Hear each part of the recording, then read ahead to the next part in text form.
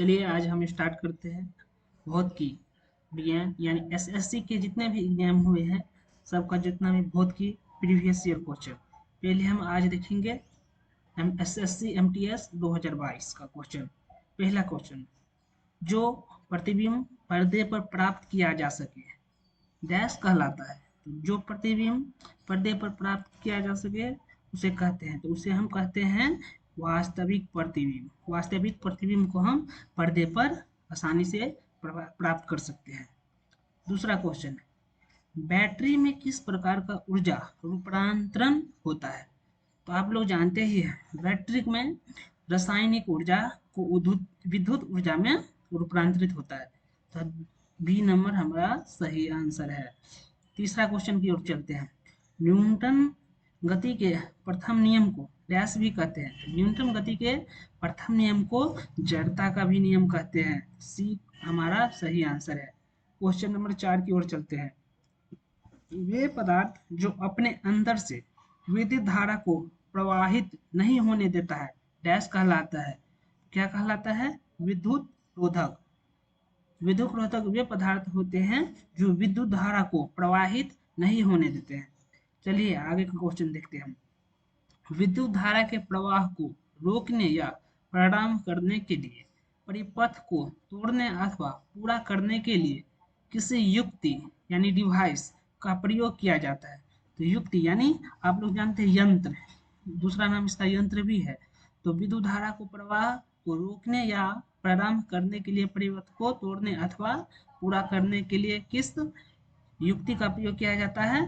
तो switch. Switch से हम ऑन ऑफ करते हैं, वही इसको ही विद्युत धारा का प्रवाह का युक्ति कहते हैं। निम्नलिखित में से कौन सा पदार्थ विद्युत का सुचालक है? तो चांदी विद्युत का सुचालक है। डी हमारा सही आंसर है। जिस प्रतिबिंब को पर्दे पर प्राप्त नहीं किया जा सके, आभासी प्रतिबिंब को पर्दे पर प्राप्त नहीं किया जा सकता है, तो सी नंबर हमारा सही आंसर है।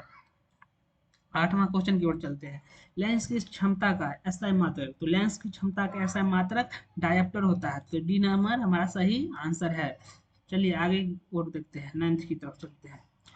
वह न्यूनतम ताप जिस पर कोई पदार्थ जलने लगता है उस पदार्थ का डैश कहलाता है। तो क्या कहलाता है? ज्वलन ताप। ज्वलन ताप बी हमारा सही आंसर है। 10वां क्वेश्चन, ताप मापने के लिए किस युक्ति यानी डिवाइस का प्रयोग करते हैं? तो ताप मापने के लिए हम थर्मामीटर का प्रयोग करते हैं। ये जैसे किसी को बुखार लगता है तो हम थर्मामीटर का उपयोग करते हैं, उसी को हम ताप कहते हैं। किसी प्रकार के घर्षण को स्विंग या समायोजन बल्ब सेल्फ एडजस्टिंग फोर्स माना जाता है। सेल्फ एडजस्टिंग फोर्स किसे कहते हैं? तो क्षैतिक घर्षण। क्षैतिक घर्षण को हम सेल्फ एडजस्टिंग फोर्स कहते हैं। क्वेश्चन नंबर 12 की ओर चलते हैं। डैश। डैश यानी डैश मतलब होता है खाली स्थान, इंग्लिश में इसको डैश बोलते हैं। तब 12वां क्वेश्चन क्या है? तब बनते हैं जब कोई अपारदर्शी वस्तु प्रकाश के मार्ग में आती है। तो छाया तब बनते हैं जब अपारदर्शी वस्तु प्रकाश के मार्ग पर आते हैं। तो ये हमारा सही आंसर है। 13 नंबर क्वेश्चन, ऐसे पदार्थ जिनसे होकर वस्तुओं को देख तो सकते हैं परंतु बहुत स्पष्ट नहीं देखा जा सकता, उन्हें डैश कहते हैं। उन्हें क्या कहते हैं? तो उन्हें पारभासी पदार्थ कहते हैं। क्वेश्चन नंबर 14 यानी हम 14 की तरफ चलते हैं। डैश के नियम के अनुसार किसी विद्युत धारा द्वारा उत्पन्न ऊष्मा चालक के प्रतिरोध, धारा के वेग और धारा के प्रवाह की समयावधि के समानुपात होती है। समयावधि के समानुपात क्या होती है? तो जूल। सी हमारा सही आंसर है। 15वां क्वेश्चन, किसी वस्तु की गति की मूल इकाई डैश है। किसी वस्तु की मूल गति का इकाई क्या है? तो मीटर प्रति सेकेंड। 16 क्वेश्चन हम देखते हैं। एक आवेशित वस्तु द्वारा किसी दूसरे आवेशित अथवा अनावेशित वस्तु पर लगाया गया बल डैश कहलाता है। तो क्या कहलाता है? स्थिर विद्युत बल्ब। 17 क्वेश्चन देखते हैं। तनन या संपीड़न प्रतिबल को डैश भी कहा जाता है। तो क्या कहा जाता है? अनुदैर्ध्य प्रतिबिंब। 18 क्वेश्चन की ओर चलते हैं हम। एक आवेशित वस्तु द्वारा किसी दूसरी अवस्थित अथवा अनावेशित वस्तु पर लगाया गया बल डैश कहलाता है। तो क्या कहलाता है? स्थिर विद्युत बल कहलाता है। तो डी हमारा सही आंसर है। डी हमारा सही आंसर है। 19 क्वेश्चन देखते हैं हम। 19 क्वेश्चन क्या है मेरा? तो ऐसे पदार्थ जिनसे होकर विद्युत को नहीं देखा जा सकता है डैश कहलाता है। तो विद्युत को नहीं देख सकते ऐसे पदार्थ क्या कहलाता है? तो अपारदर्शी पदार्थ कहलाता है। 20 क्वेश्चन देखते हैं। जब प्रकाश के पथ में कोई अपारदर्शी वस्तु आ जाती है तो निम्न में से क्या बनता है? तो छाया बनता है। क्या बनता है? छाया बनता है। ये हमारा सही आंसर है। 21 क्वेश्चन की ओर चलते हैं। वे वस्तु जो एक निश्चित समय अंतराल पश्चात अपनी गति को दोहराती है डैश कहलाती है। तो क्या कहलाती है? आवर्ती गति। 22 क्वेश्चन की ओर चलते हैं। घर्षण कम करने वाले पदार्थ को डैश कहते हैं। तो घर्षण कम करने वाले पदार्थ को हम कहते हैं स्नेहक। सी हमारा सही आंसर है। अगला क्वेश्चन देखते हैं। श्वेत प्रकाश कितने रंगों का मिश्रण है? तो श्वेत प्रकाश कितने रंगों का मिश्रण है? तो सिर्फ 7 रंगों का। डी हमारा सही आंसर है। Question number 24। वे सामग्री जो विद्युत धारा को अपने अंदर से प्रवाहित होने देती है डैश कहलाती है। तो क्या कहलाती है? कंडक्टर। भी हमारा सही आंसर है। वे पदार्थ जिनके माध्यम से चीजें देखी जा सकती है डैश कहलाती है। तो पारदर्शी कहलाती है। पारदर्शी के माध्यम से हम चीज आसानी से देख सकते हैं। जब कोई वस्तु मुक्त रूप से गिरती है तो इसकी इसकी डैश क्या होती है? तो मुक्त रूप से गिरती है तो इसको स्थित ऊर्जा को गति ऊर्जा में बदल जाती है। अगला क्वेश्चन 27 की ओर चलते हैं हम। 27 क्वेश्चन था। अगला हम एसएससी CHSL 2022 में जो एग्जाम हुआ था उसका फिजिक्स का हम देखते हैं। तो निम्नलिखित में से कौन सा कथन सही नहीं है? कौन सा कथन सही नहीं है? प्रति एकांक आयतन पर लगने वाला बल दाब कहलाता है। ये सही है। द्रव बर्तनों की दीवारों पर दाब डाल सकते हैं। ये हमारा गलत उत्तर हुआ। किसी वस्तु पर लगने वाला बल उसकी गति की अवस्था में परिवर्तन कर सकता है लेकिन उसकी आकृति में नहीं। तो ये सही है। तो हमारा पहला और तीसरा, तो पहला तीसरा सही है। तो हम बी आंसर हमारा करेक्ट हुआ। अगला क्वेश्चन देखते हैं। निम्नलिखित में से किन तरीकों यानी प्रक्रमों द्वारा ऊष्मा हस्तांतरण के लिए माध्यम की आवश्यकता नहीं होती है? किसके लिए? विकिरण के लिए। भी हमारा सही आंसर है। तीसरा क्वेश्चन देखते हैं। किसी मोमबत्ती की ज्वाला से पूर्ण दहने को बाह्य क्षेत्र को रंग कैसा होता है? तो आप लोग जानते ही ये रंग कैसा हो जाता है? नीला। सी हमारा सही आंसर है। क्वेश्चन नंबर 4 देखते हैं। रमन अपने वाहन के परस्व दृश्य दर्पण का प्रयोग करना चाहता है। इसके लिए उसके किस प्रकार का दर्पण चुनना चाहिए? तो हम उत्तल दर्पण चुनना चाहिए। एक गेंद में 3000 इकाई का संवेग है। यदि गेंद को वेग दोगुना कर दिया जाए तो गेंद का नया संवेग क्या होगा?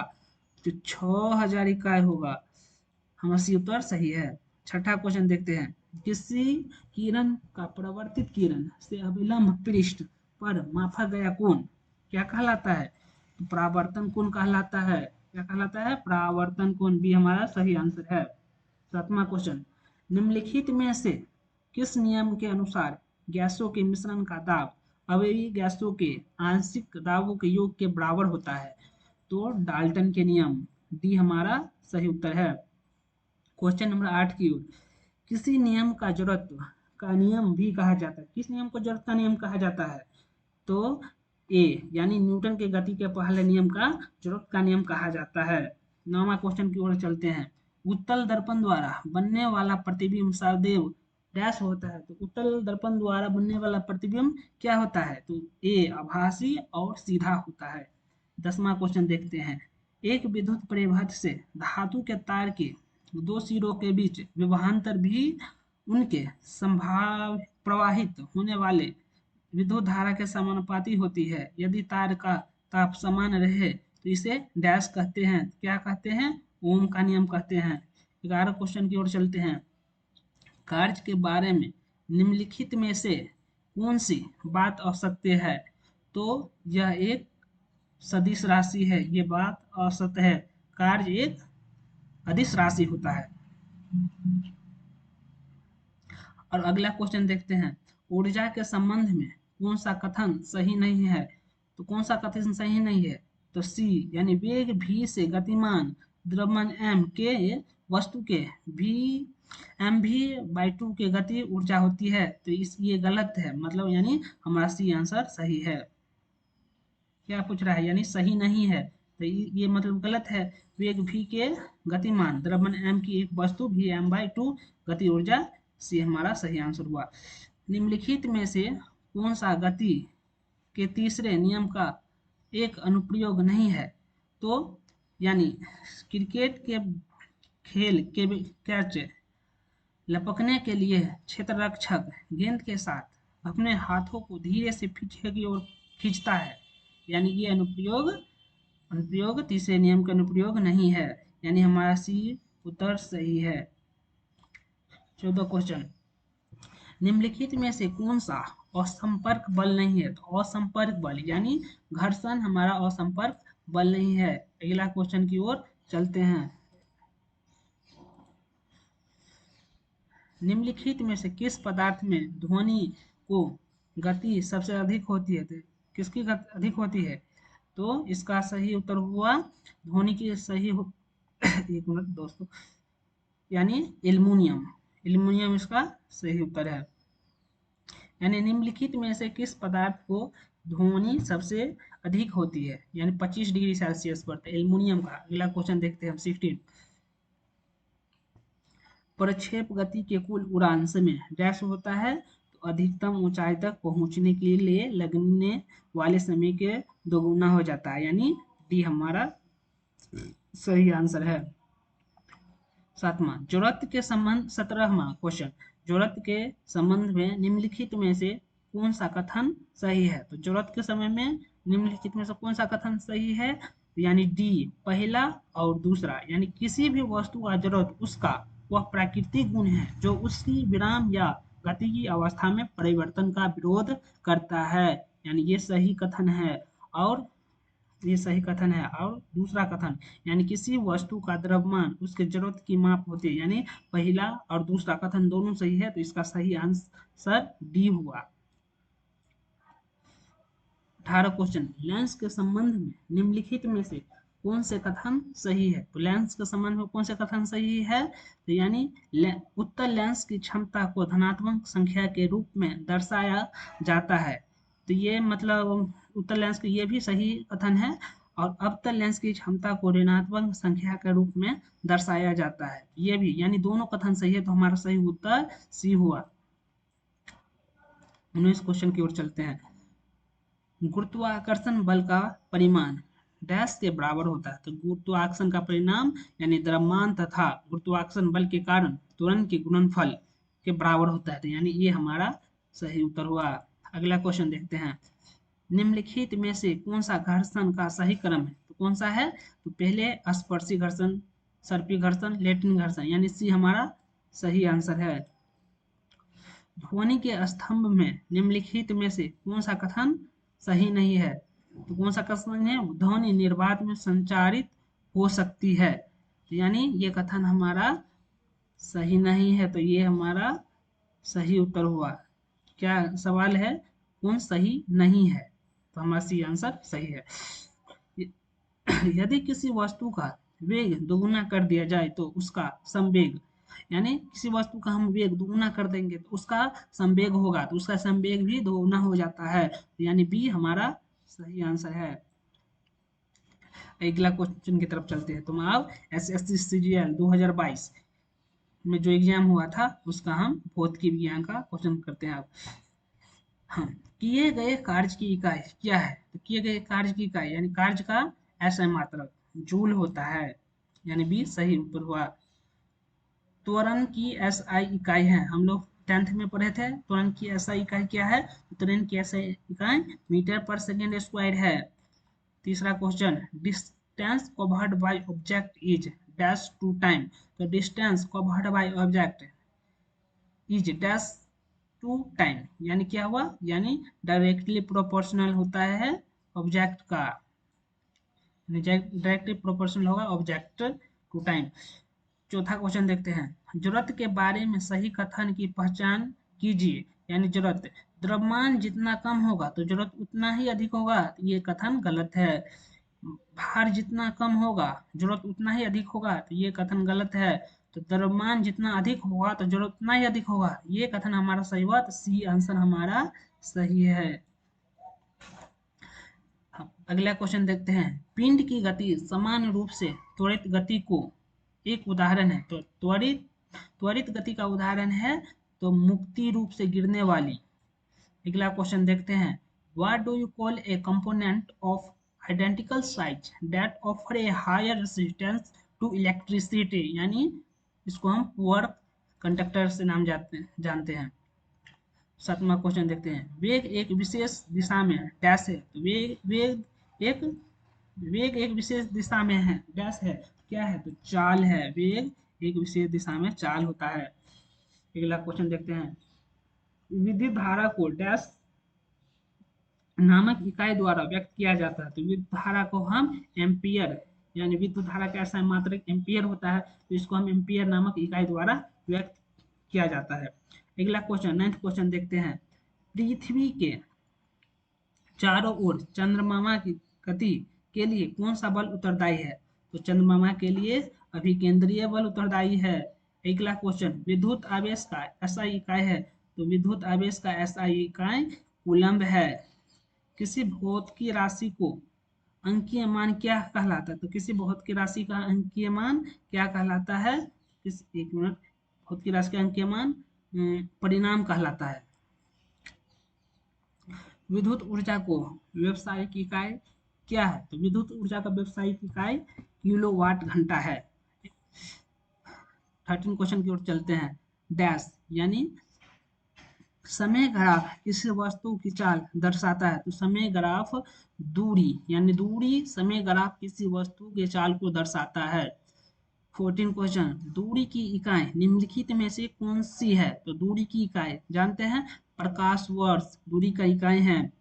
15वां क्वेश्चन, 1811 में प्रस्तावित किस नियम के द्वारा यह पूर्वानुमान प्रस्तुत किया गया था कि ताप व दाब की समान स्थिति में एक समान आयन वाली गैसों में अणुओं की संख्या समान होगी। इसके लिए तो अवोगाड्रो का नियम के लिए। 16 क्वेश्चन देखते हैं, निम्नलिखित में से किसी इकाई को मीटर पर सेकेंड स्क्वायर है। मीटर पर सेकेंड पर त्वरण का, इसे पहले भी हम देखे थे। तो motion of the body moving along a circle path is an example of। तो मोशन यानी moving along a circular path is an example of, इसका एग्जाम्पल क्या है, तो एक्सीलरेशन मोशन। 18 क्वेश्चन देखते हैं, यदि Q शुद्ध आवेश है, T यानी T मतलब टाइम, समय है, T समय है, तो निम्नलिखित में से कौन सा समीकरण सही है। तो I बराबर Q/T, Q मतलब चार्ज बटा समय। Dash is the change of position, यानी motion is a change of position, हमारा ए नंबर सही उत्तर है, ए मोशन। अगला क्वेश्चन, जी कैपिटल जी के मान की खोज किसके द्वारा की गई। तो कैपिटल जी की मान की खोज हेनरी कैवेडिश द्वारा, जो हम 11th में पढ़े थे। 21वां क्वेश्चन, पोल डिराक नाम के ब्रिटिश भौतिक विज्ञानी 1930 में डैश की अवधारणा प्रस्तुत करने के लिए जाने गए। तो अवधारणा प्रस्तुत करने के लिए परिकन, यानी परिकन बी हमारा सही उत्तर है, बी हमारा सही उत्तर है। अगला क्वेश्चन देखते हैं, 1953 में किस फ्रांसीसी वैज्ञानिक ने भारत की यदि किसी असंपिंडीय द्रव के किसी बिंदु पर कुछ दाब डाला जाता है तो द्रव की सभी बिंदुओं और बर्तन के दीवारों पर समान दाब प्रस्तारित होता है। तो इसका मतलब ब्लेज पास्कल, डी हमारा सही उत्तर है। अगला क्वेश्चन,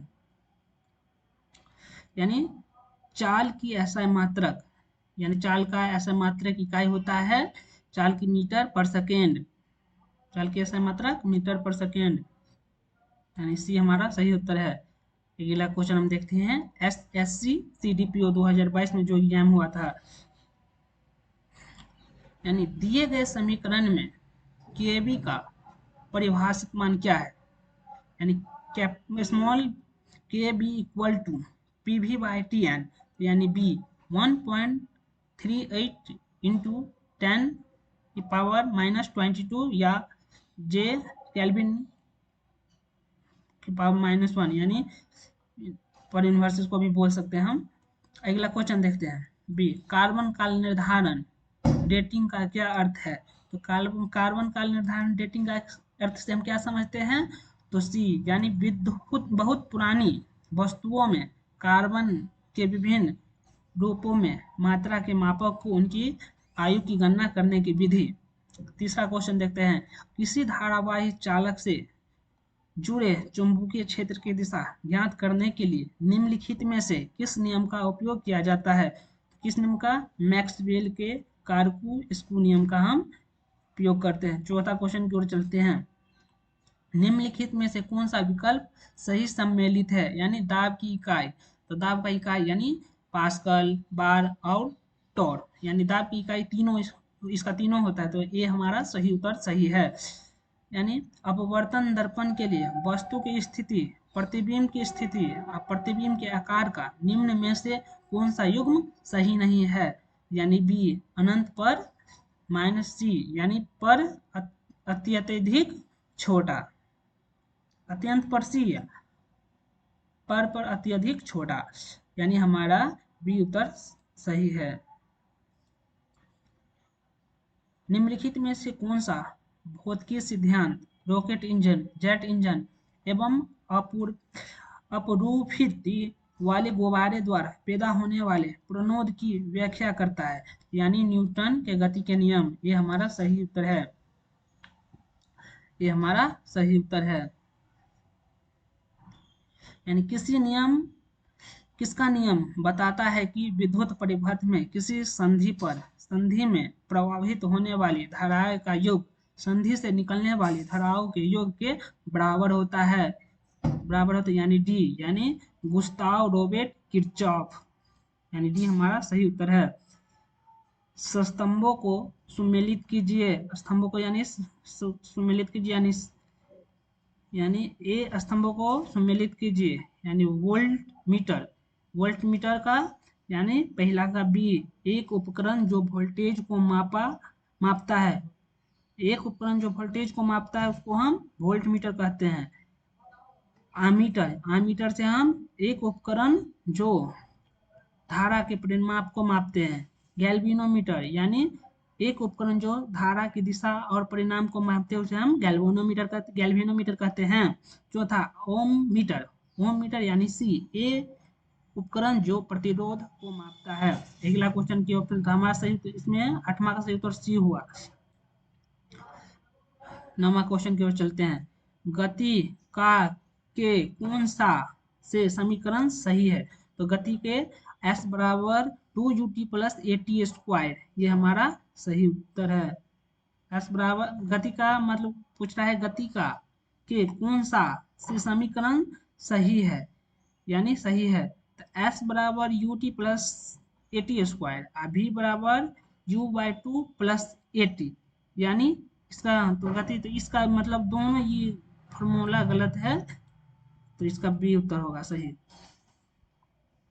अगला क्वेश्चन 1785 में विद्युत आवेश के बीच में बल को मापने के लिए असांकित मरोड़ तुला का उपयोग किसने किया था, तो असांख्यिक मरोड़ तुला का उपयोग किसने किया था, तो चार्ल्स ऑगस्टीन कूलम्ब ने किया था, भी हमारा सही उत्तर है।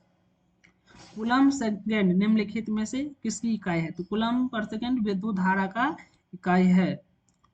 वी स्टोन ब्रिज डैश प्रतिरोधों की एक व्यवस्था है जिसका उपयोग प्रतिरोध से सटीक माप के लिए किया जाता है, यानी में 4 प्रतिरोधों की एक व्यवस्था जिसका उपयोग प्रतिरोध के सटीक माप के लिए, तो 4 हमारा सही आंसर है।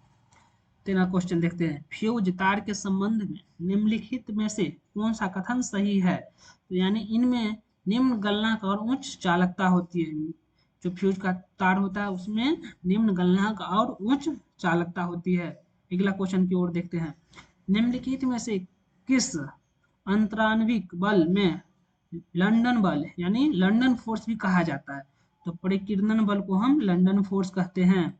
ये हमारा सही उत्तर है। अगला लास्ट क्वेश्चन है, आवेग को किस प्रकार परिभाषित किया जाता है? तो आवेग को किसी पिंड पर थोड़े समय के लिए कार्य करने वाला बल, यानी आवेग को किसी पिंड पर थोड़े समय के लिए कार्य करने वाला बल के लिए परिभाषित किया जाता है। दोस्तों ये मेरा पहला लेक्चर था, इसमें कुछ गलती हो तो क्षमा कीजिएगा। Thank you.